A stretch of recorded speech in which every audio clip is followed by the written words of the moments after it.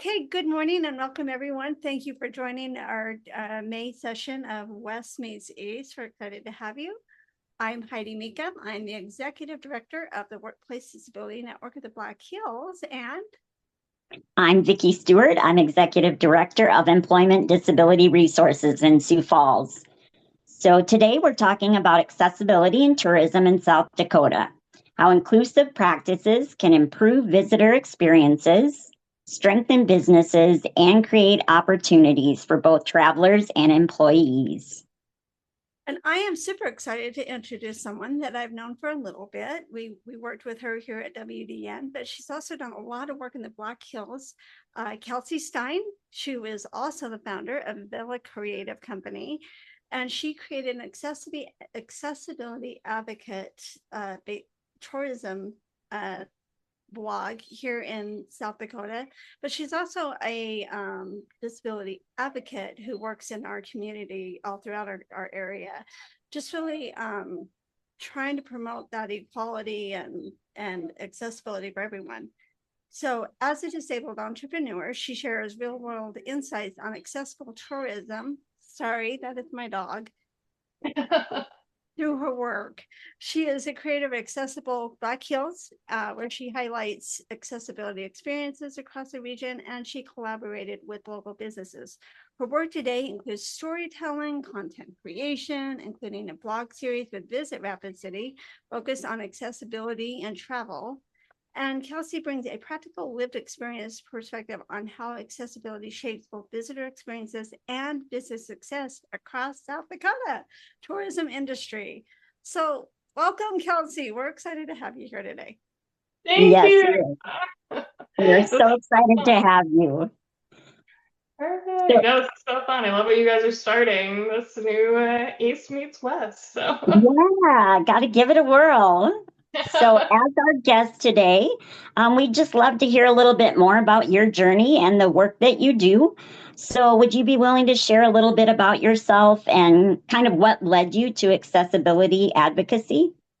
Sure, yeah. So born and raised in the Black Hills. I have muscular dystrophy. So since childhood, have been disabled and started the business around 2019. So I feel like it's always interesting is like, how did you get started in accessibility advocacy? And it's kind of like you're just living your life and how you're interacting with the day to day. So, Sure. Accessible Black Hills, though, kind of started my journey of advocacy, where it was like post pandemic, and I was at the Journey Museum and Learning Center. And my husband and I are we're such avid travelers. Like, we love going to cities, or we've been to Mexico or Jamaica. And it's always been, probably more steps than people realize to make sure those journeys are accessible. And so, like, you're calling ahead, finding out if the hotel room is going to work before you get there, finding out like restaurants you go to if they're going to work. So all of that was just part of our normal life, which it is when you grow up with it. You don't really realize that it's like some extra steps. But as we were at the Journey Museum and Learning Center, we were kind of going around, and then I went to head to the bathroom before we head out, and I saw an accessible push button on the door. And I thought, wow, that's so cool. Like, you don't often see restrooms have accessible push buttons, which is such a weird thing because it's like, that's such a basic human need to use the restroom, but what a barrier if you can't open the door. And so with that, when we were driving back home, I told Trevor, I was like, I should just start like a blog series or like an Instagram series and like take a picture and highlight all the accessible aspects about like the Journey Museum and Learning Center or all these other areas, because I was born and raised in the Black Hills. So people would always ask me,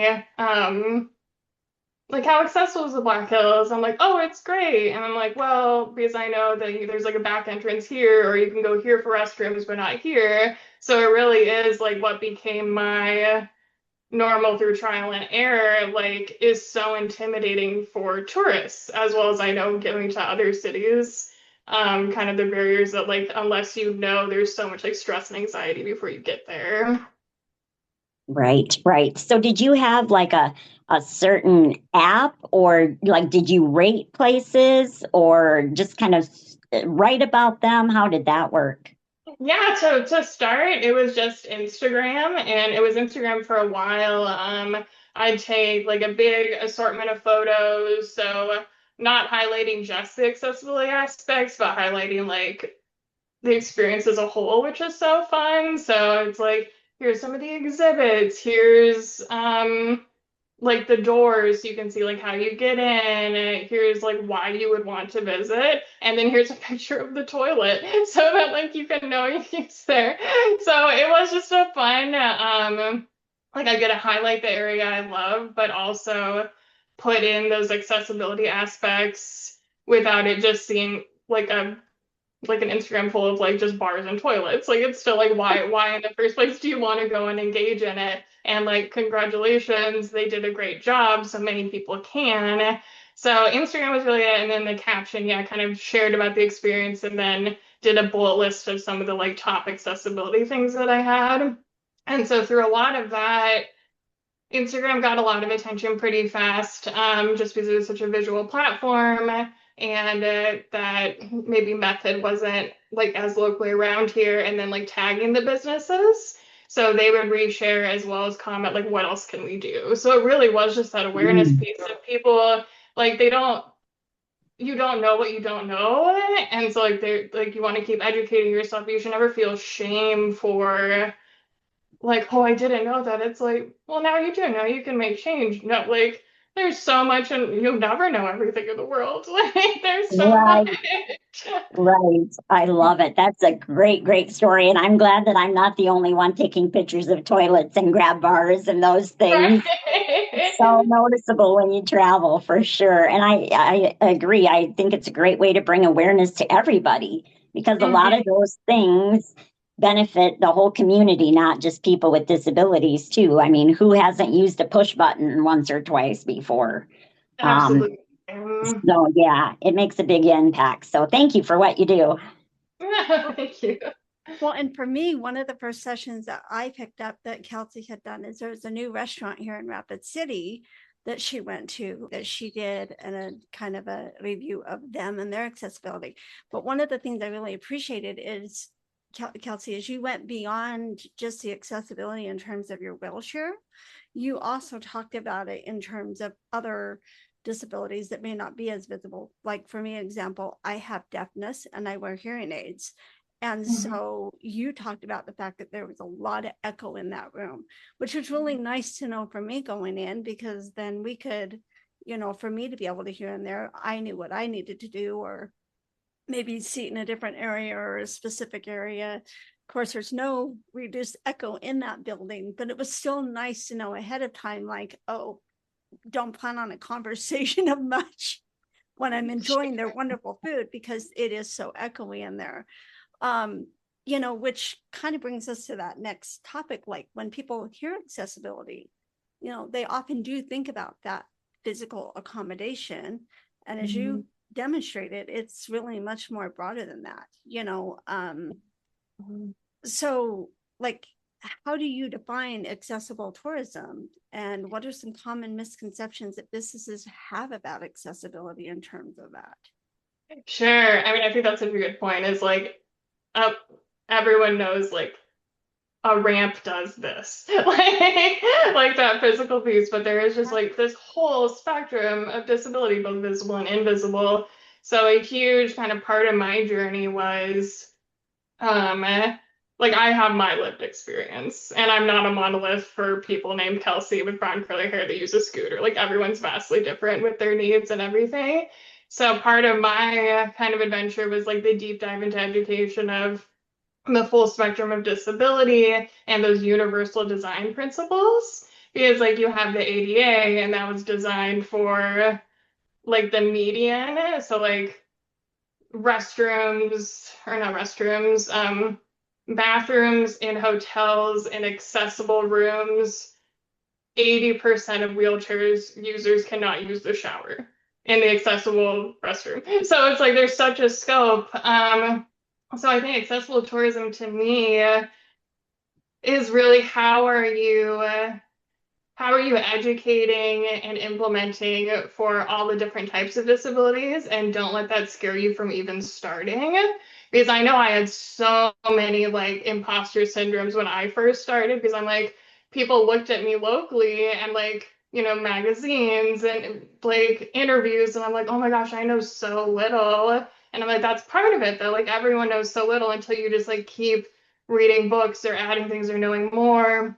And so I think accessible tourism is like just like if you make a goal of once a year to do like 5 things, and sometimes it's purely just providing facts. So even if you don't have it, like don't feel the shame and you don't have it yet, but providing the info, knowing that they don't have those things, or like you said with the restaurant, it's like it's gonna be loud. So like you can prepare before you go, and not the unknown of like you get there and then like, oh, this experience is like horrible, but if I knew ahead of time, I like for me, it's like I would have used the restroom right before I left home if I knew like I couldn't at this place. So it's really just like have that list on your like hopefully you get to the point of your accessible website so people can kind of know all those details. Well, like even going back to that restaurant and letting people know there's a big echo. If you have someone that's neurodivergent, they can be prepared by saying, oh, I want to go here, and my kid or my child who might be on the spectrum, loud noises or echoey noises can be, upsetting for them. So I know to bring earphones to help, so that we can all have an enjoyable meal. Just stuff like that. But I think, on the flip side, like when we're talking about businesses, what are some things that they come to us and ask us, like, what are some things that we can tell them, like, be aware of this, like, again, back to that restaurant, the aesthetic and the look of it is very beautiful. However, when you are talking about individuals with auditory issues or neurodivergence, stuff like that, like what are some things that we can say to them when they're preparing to build that business to say, hey, be aware of, you're going to put concrete all around this room and it's going to be very echo, and that can be or a deterrent for some individuals with certain things. Yeah, and even just the resource of here's the device to test that. So they could just have no idea. Then it's like, oh, well, we can add kind of like in a podcast room, add some of those like foam things to the walls to absorb sound. So it is really just like, here's the resource to kind of find out where you're at. And then from there, how do you make the changes to make sure it works? So what would you say what barriers would you say travelers with disabilities mostly encounter? Oh, well, I can speak from my experience with a lot of them because like everyone has such a different, I'd be interested if everyone shares like their own if they have experiences here. But for me, I think huge ones are like the first thing I look for, of course, is like the restroom. So I like it needs to be wide enough for me to get in with my scooter. The door needs to be wide enough. There's so often the doors are heavy. And so that's the thing. If you're gonna test the heaviness of your door, like you just need to adjust the plunger sometimes because there's so many like slightly heavy ones that like I'll pull out. But by the time it starts closing when I'm driving forward, I've smoked my kneecap more times than I can count. So, but that's such an easy fix. It's like you just need to loosen that until you could maybe get to the point where you can install a push button because that's the ideal scenario for even the universal design aspect. It's like for wheelchair users, people carrying a bunch of boxes, people with strollers, like there's so many like other uses for these things that are beneficial. But I think, yeah, like restroom. I mean, I feel like I go to restroom because it's just such a like you need it.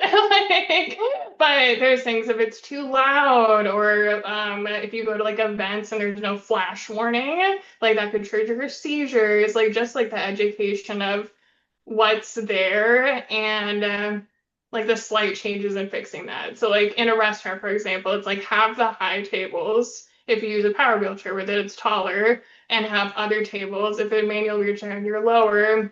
Like you need to have the options because that's the hard thing too. And there's no one like, yes, we're 100% accessible, because for one type of disability it's beneficial and for the other it goes the opposite direction. So you just need to like kind of create those options. And I think maybe, you know, one of the misconceptions is that it's going to cost a lot to make those changes. And like you mentioned with the door, that's really a simple fix and it doesn't cost anything. Yeah, exactly. Or some like cheaper ones of like reflective paint on walls, like are things too reflective? Can you fix that? Or just adding instead of twist knob doors, like the ones that are like handle that are easier for like a service dog to open. Like there's so many just like minor adjustments that you can make, and that's absolutely true. It's not always redo your bathroom or install a full ramp. Like even a portable ramp, I remember we went to Boston last fall, and isn't that like one of the oldest like cities? And I was Mhm. blown away, like a lot of these like historic areas. Yeah.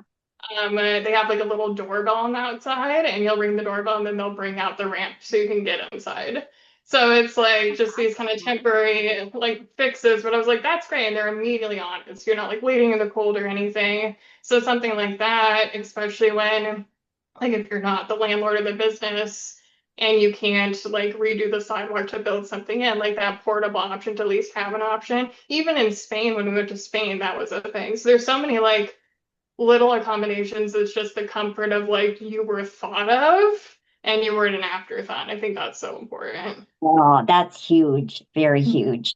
So we're going to switch gears a little bit here and talk about the benefits for businesses and our communities. So how can accessibility strengthen the tourism businesses? Oh yeah, I mean, kind of the comment on the universal design push funds. It's like people with disabilities who are also human beings with a human experience of travel and expansion, and so you're going to get more people through the doors because how many people have family members or themselves that maybe have a disability, or just the benefits of like pushing a stroller, like so many things that are beneficial for that is beneficial for parents, but also for tourism. Isn't it called like the silver generation? Like grandparents that want to travel, like because they're retired and have money with their kids. Like that's such a market.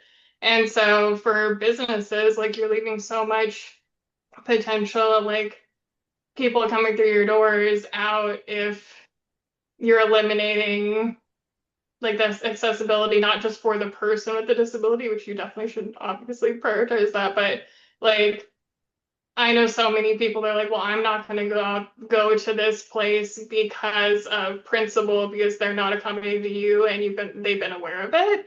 So it's like people care about people, and a lot of people have disabilities. Exactly, exactly. And I think a lot of us in the disability community share those experiences.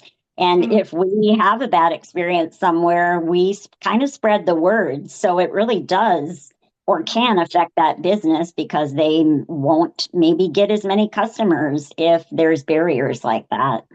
Yeah, and to be able to share those things and like when you have the bad experience to be able to share it and then like giving them the opportunity to make that change, because a lot of the time Mhm. that I've come across is like they just had no idea. And Right. it's definitely the phrase of like, well, we haven't had a lot of people come in, so we didn't know. And it's like it's because they can't. Like Yeah, it's yeah, not that they don't exist. It's like they don't exist in your location. Like yes. Great point. Great point. Well, and even to that effect, you know, I forgot what I was going to say, so we're just going to go on now. no worries. I had a thought it was there, and then it went. "Boop." Love it when that happens. So, um, you know, when you talk about like storytelling and community impact, a lot of what you guys are talking about, a lot of that storytelling impacts and helps people to better understand these experiences. Um, you know, so in regards to that, like, tell me how or why storytelling is such an important part of such an important tool and part of advocating for accessibility in our communities. Yeah, I think very beneficial for me, and also like if you guys follow Corey Lee, which is like a huge Mhm. traveler. Yeah, he also had a marketing background. So the benefit of like storytelling and like that ability to like what's more fun, reading a book that was like a New York Times bestseller or a textbook. So like it doesn't have to be dry because it's not about like the clinical like terms of everything. It's like, okay, who is this human and like in the theater sense, what's their motivation and like what's the human motivation, which is like to grow and learn and expand. And I feel like storytelling is just like one person's perspective of that human journey and what they come across and how they grow and how they help others through that.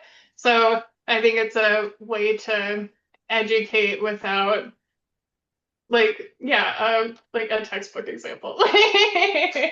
Mhm.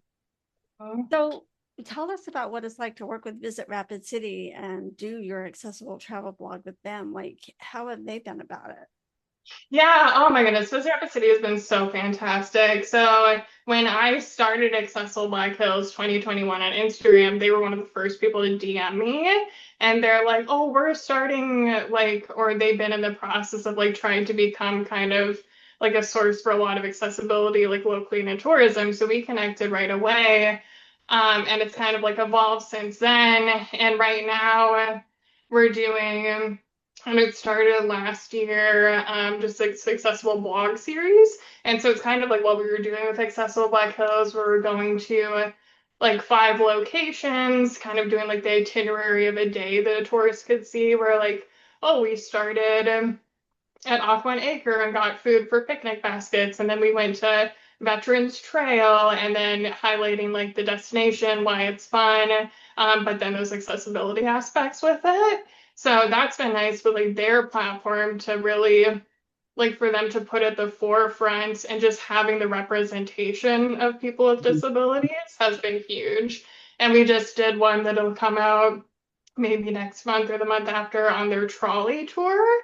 And that, like, I did not think the trolley was going to be accessible for me because, again, we've traveled all over and very rarely are the tour buses accessible that have like a ramp and tie downs and a seatbelt. So that one was really fun. I'm like, this is so cool. And again, it's that awareness thing, especially for like us as travelers when we go to different locations where like you get all your bases covered and the main things you want to go, but like in the moment, like you don't even try because it's like it's probably not accessible.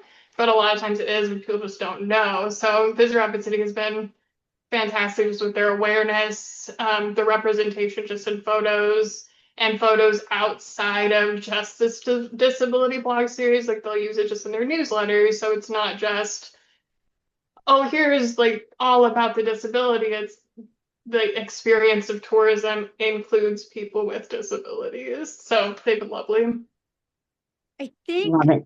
I recently had a conversation with, I think it was the state parks or something like that, where they're doing something like once a month, or I'll have to get you the information, but they're doing something once a month similar to the trolley that is for families and individuals specifically with disabilities. I was really excited to hear about that because they're making things in our natural parks more accessible. Like, That's wonderful.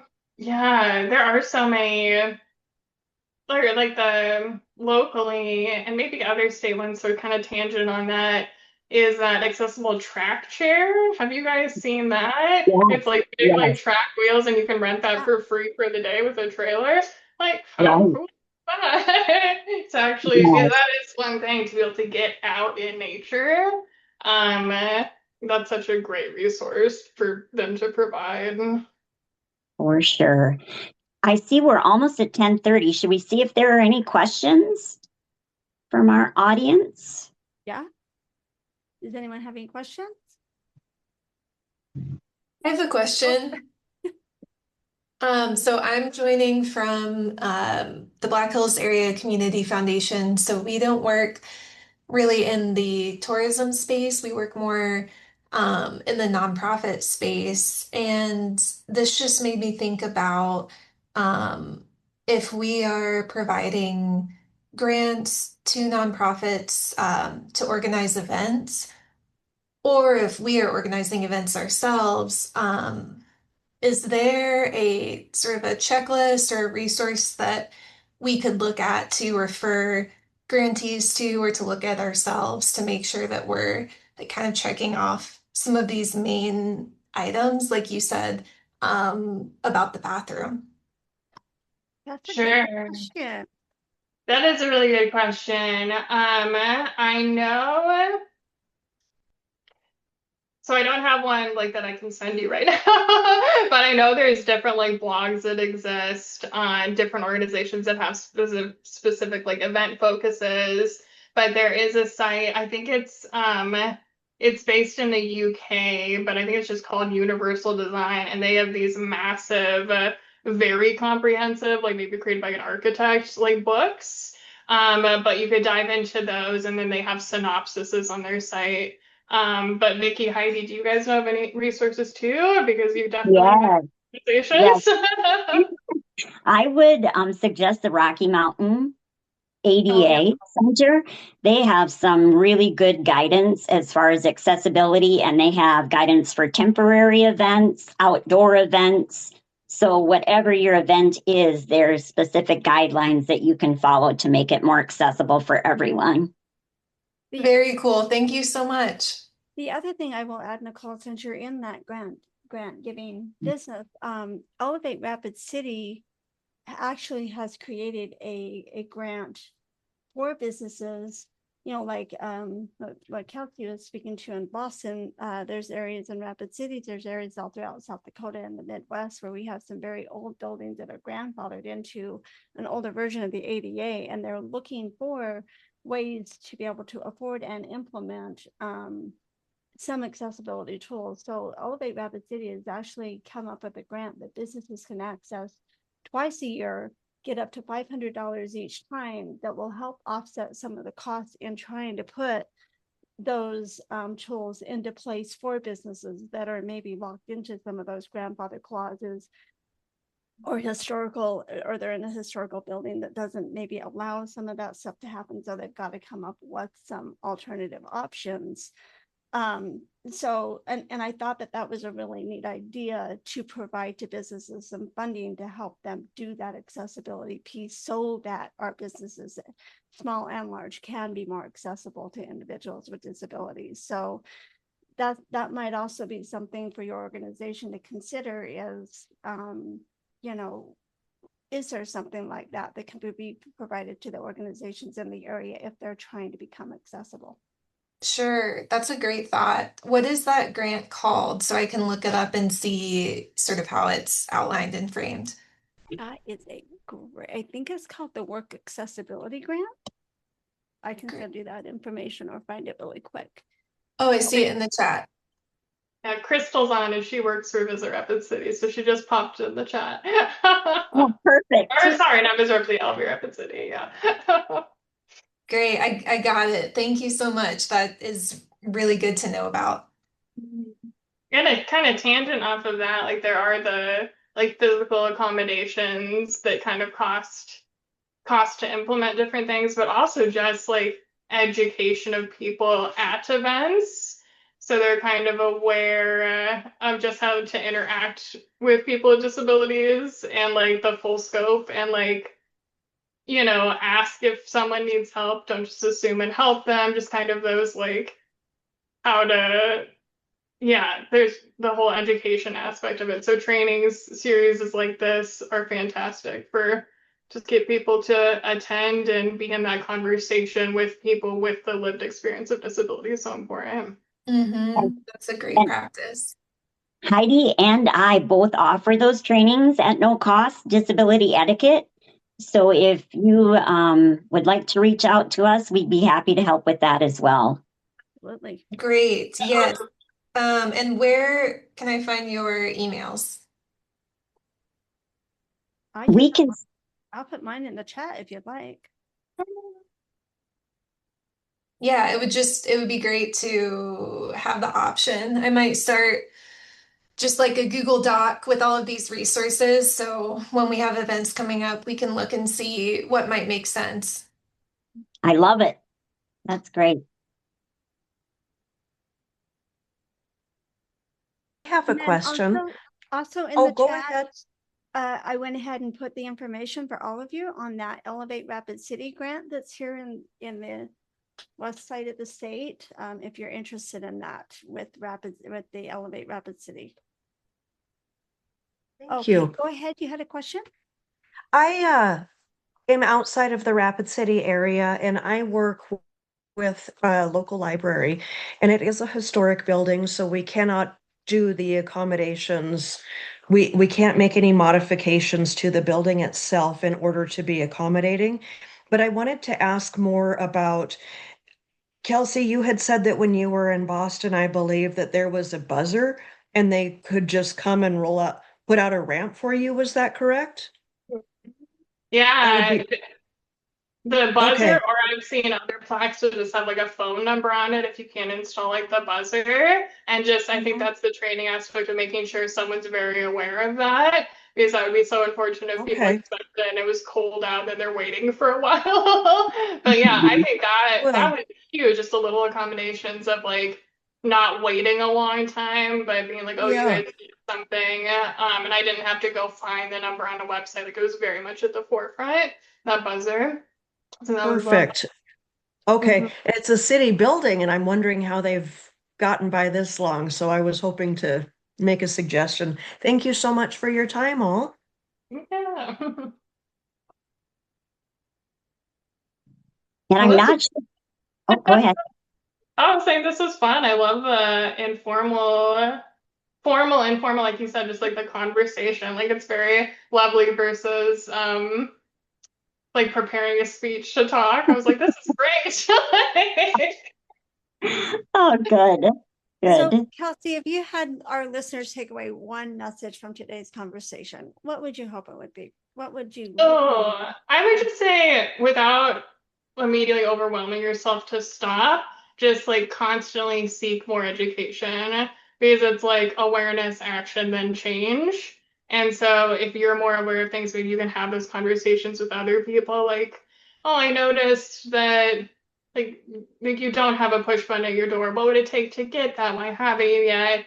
And then maybe like they'll start that because I think for me, like I'll have those conversations, but sometimes it's hard because then if people don't do it after you talk to them, then like you feel awkward going back in that building because you very much like shared your voice and not. So like being advocates is huge. Like to keep just have the conversation at the forefront without making people feel shame for anything. Just like we're all living the human experience, trying to do the best for ourselves and our communities and each other. So I think part of that's just talking. Absolutely.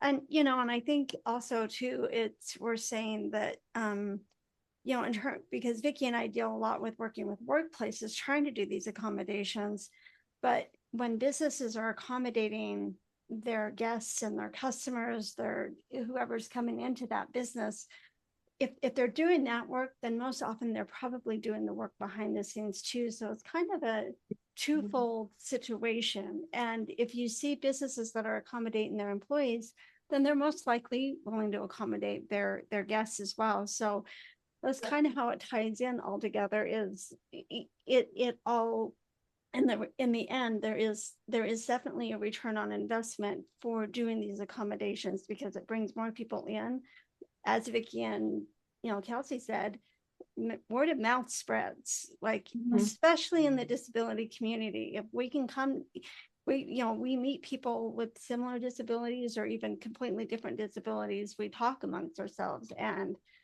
we'll share our experience. And even for those of us who have different different needs that don't require a wheelchair, for me, if I know that they're not accommodating to individuals with certain disabilities, as a person with disability, I probably don't want to patron them either, just because we're a whole community that deserves that accessibility. Absolutely. Yeah. Conversation advances. Oh, what was that? Oh, I was just saying the conversation advances society as a whole. Like we've come very far in the past 30 years, but we've also not come as far as in the past 30 years since '88. So there's a lot of way to go for sure, but still progress is progress. Yes, I would agree. Any thoughts with you, Vicki? I don't think so. I just think that, the more all of us can advocate, not just people with disabilities, but like Kelsey was saying, we have family members or friends. I mean, 1 in 4 people have some type of disability. So when you advocate for yourself or someone else, you're advocating for everyone. That is Absolutely. a great point. Okay, well, thank you so much, Kelsey, for joining us today. We're so happy you were able to join us and share your experience and its insights with us. As we said, accessibility benefits everyone, and conversations like this do help us move things forward in our communities and our businesses in very meaningful ways. So we appreciate the work that you're doing across South Dakota and in the area, as well as across the world, because you're kind of touching different areas, as you said. And our next, oh, I love this. We've noted this for ourselves, Vicki. Our next West Meets East conversation will be on June 24th at 9 a.m. We hope you can join us. Do we have a topic for that? We do. It's PTSD Awareness Month. So we'll be talking with someone about PTSD. Awesome. So we hope you can join us, and thank you everyone for participating today.